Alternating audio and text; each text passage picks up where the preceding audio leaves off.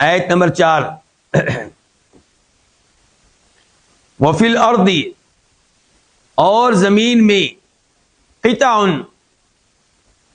کئی ٹکڑے ہیں، قطع جمع کس کی؟ قطعۃ کی. اور زمین میں کئی ٹکڑے ہیں، متجاورات، جو آپس میں ملے ہوئے ہیں، جو ایک دوسرے کے قریب قریب ہیں. وجنات، اور کئی باغات ہیں، من اعناب، انگوروں کے، عناب انب کی جمع ہے. وزرع، اور کھیتیاں ہیں. ونخیل، کھجوروں کے درخت ہیں. سنوان، کئی تنوں والے. وغیر سنوان، اور ایک تنے والے. یسقا، ان کو پانی پلایا جاتا ہے، ان کو پلایا جاتا ہے بماء واحد، ایک ہی پانی کے ساتھ. ان کو سیراب کیا جاتا ہے ایک ہی پانی کے ساتھ، ماء پانی، واحد ایک. ونفضل، اور ہم فضیلت دیتے ہیں، بعضھا، ان میں سے بعض کو، ان میں سے کچھ کو، علی بعض، بعض پہ، فی الاکل، ذائقے میں. ان فی ذلک، بے شک اس میں، لآیات، البتہ عظیم نشانیاں ہیں، لقوم، ایسی قوم کے لیے، یعقلون، جو عقل کرتی ہو.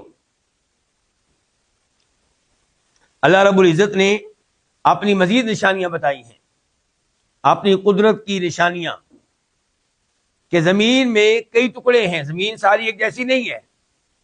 کہیں زمین زرخیز ہے اور کہیں زمین زرخیز نہیں ہے، کہیں فصل اچھا اگتا ہے، کہیں فصل اچھا اگتا نہیں ہے.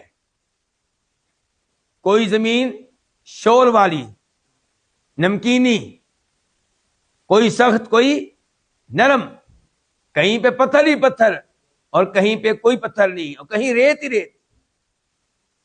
تو زمین میں کئی ٹکڑے ہیں ایک دوسرے سے ملے ہوئے، یعنی کہ یہ ان کے ایک دوسرے کے قریب بھی ہوتے ہیں، کہ یہ ٹکڑا زرخیز ہے اور ساتھ والا زرخیز نہیں ہے. اور ایک دوسری نشانی آپ دیکھیں ہمارے یہاں کے ماحول کے لحاظ سے، کہ ایک زمین کے ٹکڑے سے پانی نکل رہا ہے، دوسرے سے پانی نہیں نکل رہا.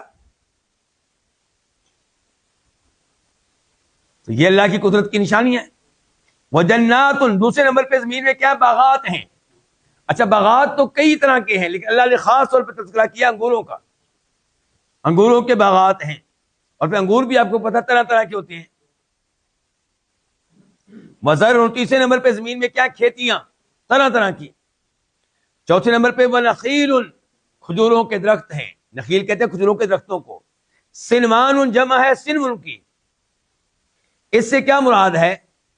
اس سے مراد ہے کئی تنوں والے. کیا مراد؟ بسا اوقات یہ ہوتا ہے کہ نیچے سے ایک تنا آ رہا ہوتا ہے، اوپر سے وہ کئی تنے بن جاتے ہیں. اور بسا اوقات کھجوروں کا درخت ایسا ہوتا ہے جس کا ایک ہی تنا ہوتا ہے. کئی دفعہ ہوتا ہے کہ نیچے سے ایک تنا، اوپر آ کر کئی تنے ہو گئے. اور بسا اوقات ایک درخت اور ایک ہی تنا. یہ سب اللہ کی قدرت کی نشانیاں ہیں.